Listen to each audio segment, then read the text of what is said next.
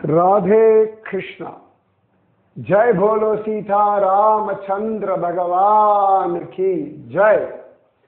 श्री राम जय राम जय जय राम। श्री राम जय राम जय जय राम। श्री राम जय राम जय जय राम। श्री राम जय राम जय जय राम।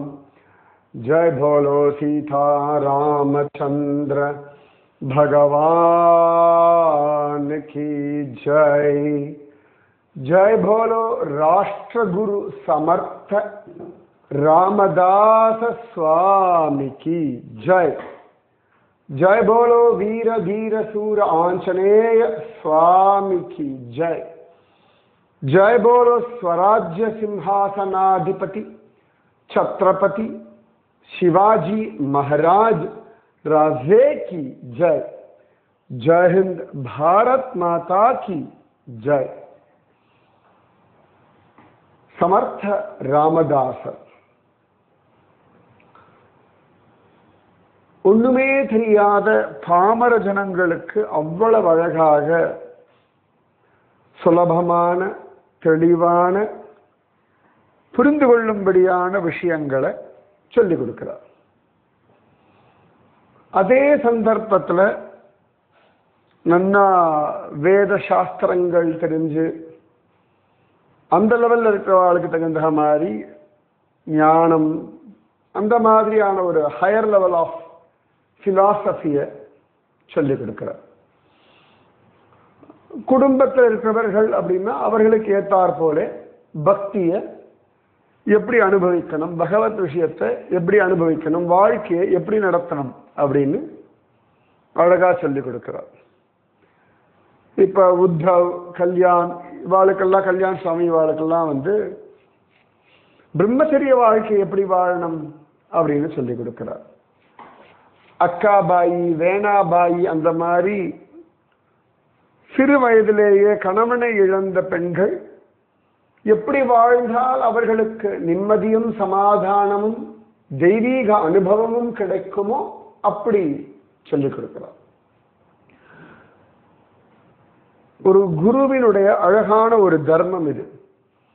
சாதாரண பிரம்மச்சரியம், கிரகஸ்தம், வானப்பிரஸ்தம், சந்நியாசம் அப்படின்னு 4 விதமாக வாழ்க்கையை பிரிக்கிறது உண்டு. கல்யாணம் ஆவதற்கு முன் கல்யாணம் செய்து கொண்டு குடும்பமாக வாழ்பவர்கள், குடும்பத்தில் இருப்பவர்கள். அதன் பிறகு வானப்பிரஸ்தம் அப்படின்னு சொல்லிட்டு குடும்பத்தை விட்டு விலகி தனியாக தெய்வ தியானம் செய்யக்கூடியவர்கள். அதுக்கப்புறம் எல்லாத்தையும் விட்டு சந்நியாசம் வாங்கிட்டு வாழக்கூடியவர்கள். இப்படி எல்லா தரப்பு ஜீவர்களுக்கும் சமர்த்த ராமதாசர் அழகான வழியை காற்றார். இப்ப எப்படி ஒரு விவசாயி இருக்கார் அப்படின்னா அவருக்கு ஒரு தென்னந்தோப்பு இருக்கு, அப்புறமா ஒரு வாழைத்தோப்பு இருக்கு, அப்புறமா நெல் பயிரிடுறதுக்கான ஒரு வயக்காடு இருக்கு, அப்புறம் பூந்தோட்டம் இருக்கு, அப்புறம் காய்கறிகள் பயிரிடுவதற்காக ஒரு நிலம் இருக்கு, ஏக்கர் கணக்கில் ஒவ்வொன்றுத்தையும் ஒவ்வொன்று போட்டிருப்பா இல்லையா. ஸோ அந்தந்த நிலம் அந்தந்த பயிருக்கு தகுந்தாற் போலே நீர் பாய்ச்சுவது, களை பிடுங்குவது, அறுவடை செய்வது, அந்த செடிக்கு வேண்டியதான உரம் வைப்பது, இதெல்லாம் மாற்றி மாற்றி பண்ணுவோம். ஒரே மாதிரி பண்ண மாட்டார்கள். இப்போ தென்னம்பிள்ளை நடுறார்கள், தென்னந்தோப்பு வைக்க போறாருன்னா அதுக்கு இத்தனை வருஷம் ஆகும். அது வரைக்கும் அந்த தென்னம்பிள்ளை அப்படி பத்திரமா பாதுகாத்து வளர்க்கணும். தென்னம்பிள்ளைய தென்னங்கன்று நட்டுட்டு ஒரு வருஷத்துல ஈல்டு அப்படி கிடையாது. அதுக்கு அந்த தென்னங்கன்று எந்த வெரைட்டியோ அதற்கு ஏற்ற மாதிரி இத்தனை வருஷங்கள் கழிச்சு அது பிரயோஜனம் தரும். இப்போ சிலதெல்லாம் 3 மாச பயிர், சிலதெல்லாம் 1.5 மாச பயிர் அப்படின்னு உண்டு. அப்ப அந்த பயிருக்கு தகுந்தாற் போலே தண்ணீர் எல்லாமே மாறுபடும். ஒவ்வொரு ஜீவனுடைய மனசு, தேவை, வாழ்க்கை முறை, வாழும் சூழ்நிலை, இதற்கு தகுந்தாற் போலே உபதேசம் செய்து நல்வழிப்படுத்துகிறார்கள் மகாத்மாக்கள். அப்ப குரு ரொம்ப நுணுக்கமா ஒவ்வொருத்தரையும் ஒவ்வொருத்தர் குடும்பத்தையும் பார்த்து அதற்கேற்றாற் போலே வழிமுறைகள் சொல்லிக் கொடுக்கிறார்கள். சமத் ராமதாசர் ரொம்ப அழகா அப்படி பண்ணிட்டு இருக்காரு, நம்ம பார்த்துட்டு இருக்கோம். ஒரு இன்னசென்ட் பக்தர், அவரை பத்தி இன்னைக்கு பார்ப்போம். ஹர்பா அப்படின்னு அவருக்கு பெயர். ரொம்ப சமர்த்த ராமதாசர் இடத்துல அபரிமிதமான அன்பும் மரியாதையும் ஸ்ரத்தையும் நம்பிக்கையும் உடையவர் இந்த ஹர்பா. சமர்த்த ராமதாசர் சொல்றது அவருக்கு வேத வாக்கு. வேற ஒன்றும் பெருசா யோசிக்க மாட்டார் அவர். என் குருநாதர் சொல்லியாச்சு, அது சரியா இருக்கும், அது சத்தியமா இருக்கும் அப்படின்னு சொல்லிட்டு அதுல முழு கவனம் வச்சு ஸ்ரத்தையோட முயற்சிகளை பண்ணுவார். அது வெறும மூட நம்பிக்கை மட்டும் கிடையாது, மிக அழகாக அந்த முயற்சியும் செய்வார். ஒரு சந்தர்ப்பத்தில் இந்த ஹர்பான்னு சொல்லுவான், பண்டரிபுரம் போகிறார். சமர்த்த ராமதாஸ் இடத்துல ஆசீர்வாதம் வாங்கிட்டு பண்டரிபுரம் போறார். ரொம்ப சந்தோஷமா சந்திரபாகா நதிக்கரையில போறார். நிறைய பேர் அழகா சந்திரபாகா நதிக்கரையில தீர்த்தமாடிட்டும் ஆடிண்டும் பாடிண்டும் பஜனை பண்ணிட்டு ஆனந்தத்துல தலைக்கிற, அது ரொம்ப அழகா இருக்கும். வார்க்கரி சம்பிரதாயத்துல பண்டரிபுரம் போயாச்சுன்னா அப்படி செலிப்ரேட் பண்ணுவா. நேற்று கூட ஒரு ரீல் பார்த்துட்டு, நேற்றையோ இன்னைக்கோ, ஒரு வார்க்கரி கோஷ்டி ஒரு 15 பேர் இப்படி போறா. அவர்களோட ஒரு நாயும் பயணப்படுறது. எல்லாரும் அந்த நாய்க்கும் அழகா பொட்டு வச்சு மாலையை போட்டு, அது இந்த வார்க்கடி பஜனை பண்றவாளோடையே போகிறது. அது வரும்போது எல்லாரும் அதுக்கு ஆரத்தி எடுத்து நமஸ்காரம் பண்ணி மரியாதை பண்ணி, ஏன்னா அதுவும் வார்க்கடி போகிறது, போயிட்டு வர்றது அப்படின்னு. அப்ப அந்த பக்தி பூர்வமான ஒரு அணுகுமுறை நம்ம தேசத்துல, நம்முடைய சனாதன தர்மத்துல. அப்ப இந்த சந்திரபாகா நதிக்கரையில ஆட்டம் பாட்டம் கொண்டாட்டம் அப்படின்னு ஒரே குதூகலமா இருக்கு.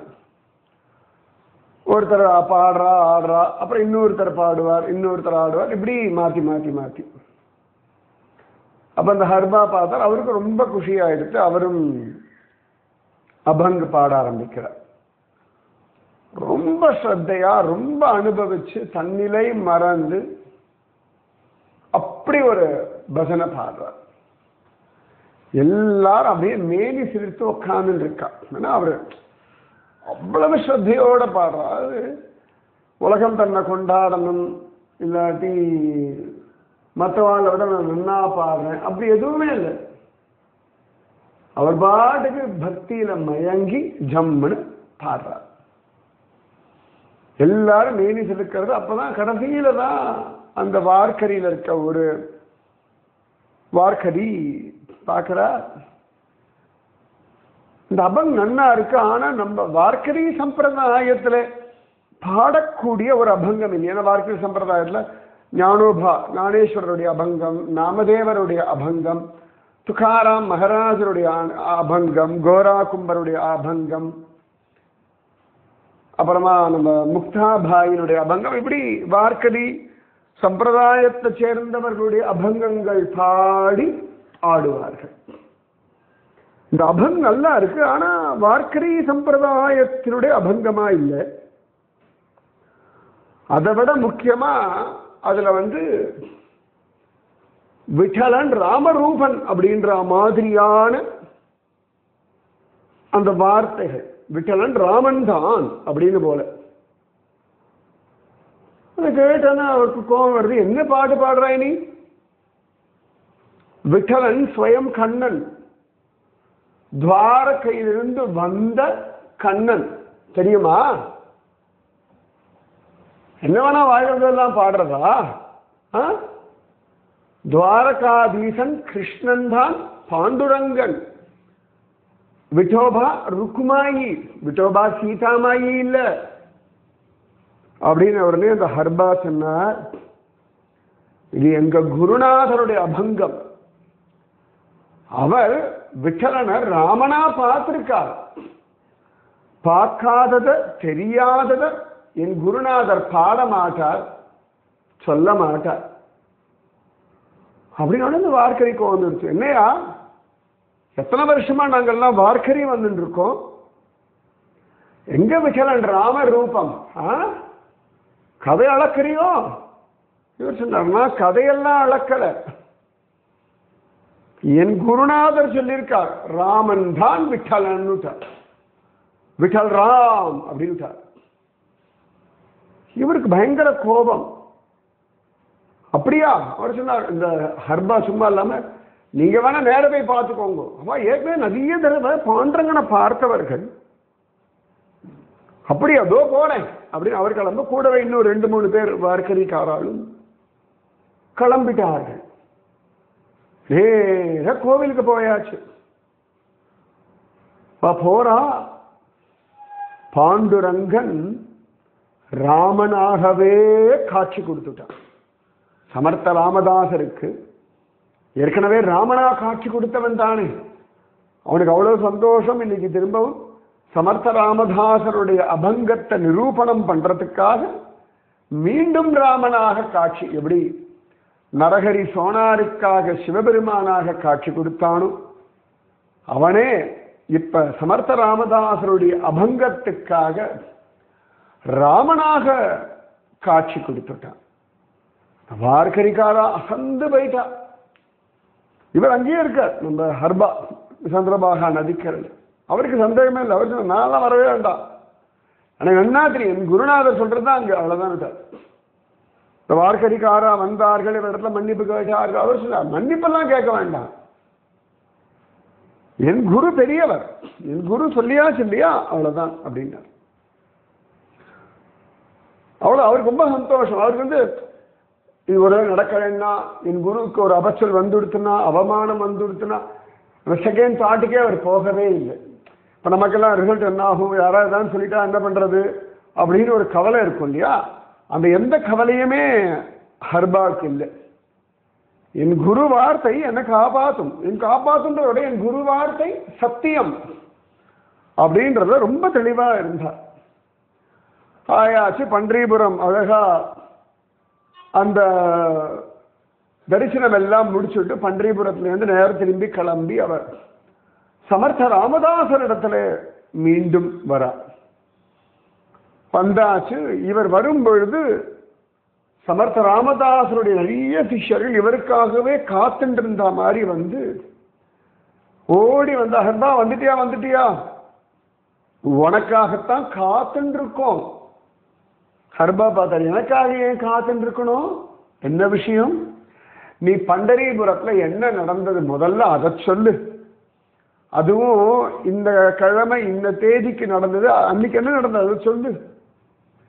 ஹர்பா சிரிச்சார், ஆஹா இதென்ன கிழமை தேதி நேரம் வரைக்கும் கேட்கிறேள், ஆமா நீ சொல்ல, எனக்கு ரொம்ப அதிசயமா இருக்கு. என்ன அதிசயம்? இல்ல அந்த கிழமை அந்த தேதி அந்த நேரத்துல நடந்த விஷயத்த நான் சொல்றதுக்காகத்தான் வந்திருக்கேன் ஆசையா. அப்படி என்னதான் நடந்தது? இது நான் குருநாதர் முன்னாடி வச்சு சொல்றேன் அப்படின்னு சொல்லி வந்தார் குருநாதர். சமர்த்த ராமதாசரை சாஷ்டாங்கமா நமஸ்காரம் பண்ணார். குருநாதா, உங்க பலம் எனக்கு பண்டரீபுரம் வரைக்கும் தெரிஞ்சுடுத்து குருநாதா. சமர்த்த ராமதாசர் சிரிச்சார். என் பலமா ராமராயா பலமாடா? உடனே ஹர்பா சிரிச்சார். உங்களுக்கு ராமராயா பலம், எனக்கு ஜெய ஜெய ரகுவீர சமர்த்த பிரபாவம் தெரிஞ்சதுன்றார். ரொம்ப சிம்பிளா, ரொம்ப சந்தோஷமா. அப்ப சமர்த்த ராமதாசர் சிரிச்சார். சரி, என்ன விஷயம் நடந்தது அதை சொல்லு. குருநாதா, நான் அப்படி போனேன், அங்கெல்லாம் அபங்கம் எல்லாம் பாடிட்டு இருந்தா, நானும் ரொம்ப சந்தோஷப்பட்டு, நான் நீங்க எழுதினது இல்லையா விசூராயா தான் ராமராயான்னு, அந்த அபங்கத்தை பாடினேன் குருநாதா. சண்டைக்கு வந்துட்டா. என்னன்னு கேட்டா, விதோபா கண்ணனாச்சே, அது எப்படி ராமராயான்னு சொல்லுவேன்னு கேட்டா. நான் சொன்னேன், என் குருநாதர் ராமராயாவை தான் பார்த்திருக்கார், அதனாலே ராமன் தான் சொல்லிட்டேன். அவ ஒத்துக்கல குருநாதா. அப்புறமா நான் சொன்னேன், அவர்கள் போய் பார்த்தார்கள் குருநாதா. அவர்கள் அங்க போய் பார்க்கும் பொழுது விட்டூராயா ராமராயாவா காட்சி கொடுத்தான். உடனே மற்ற சிஷ்யர்களை, ஹே ஹர்பா, உனக்கு ஒண்ணு தெரியுமா?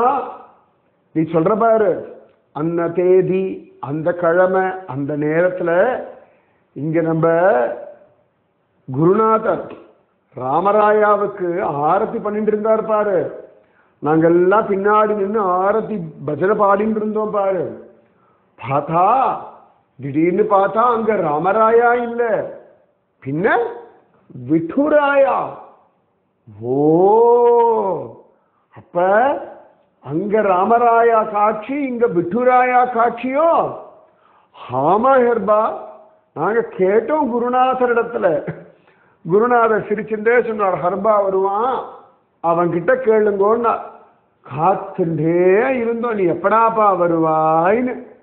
அடா அடா அடா அடா, எவ்வளோ பெரிய பாக்கியம். உடனே ஹர்பா சொன்னார், பார்த்தேளா, இங்க விட்டுராயா, அங்க ராமராயா. அதான் குருநாதர் இந்த இடத்துல உங்களுக்கு எல்லாம் விட்டோபா தரிசனம் பண்ணி வச்சுட்டார். அங்கிருந்த வார்க்கடிகளுக்கு ராமராயா தரிசனம் பண்ணி வச்சுட்டார். இதெல்லாம் நம்ம குருநாதரை தவிர யாரால சாத்தியம் அப்படின்னு உடனே சமர்த்த ராமதாசர் அந்த ஹர்பா தலையில கையை வச்சு, உன்னுடைய நம்பிக்கைடா கொண்ட. அவர் சொன்னார், என்னுடைய நம்பிக்கையில விடுங்கோ குருநாதா, உங்க பிரபாவம் குருநாதா. பாருகோளே, இங்கிருந்து அம்பிட்டு தூரம் நடந்து போய் பண்டரீபுரம் போய் பாண்டுரங்கனை தரிசனம் பண்ணா போனா, இவர்கள்லாம் எங்கேயும் போகாம உங்களோட இருந்துட்டு பாண்டுரங்க தரிசனத்தை அனுபவிச்சுட்டாளே. ஆஹா ஆஹா, ஜெய ஜெய ரகுவீர சமர்த்த அப்படின்னா. எல்லா சிஷ்யாலும் சமர்த்த ராமதாசர சாஷ்டாங்கமா நமஸ்காரம் பண்ணார்கள். அவ்வளவு அழகான ஒரு விஷயம் இல்லையா? குரு பிரபாவம் சர்வசிரேஷ்டம். அந்த குரு மேல தீர்மானமான நம்பிக்கை வைங்க. அந்த ஒரு குரு அவ்வளவுதான்.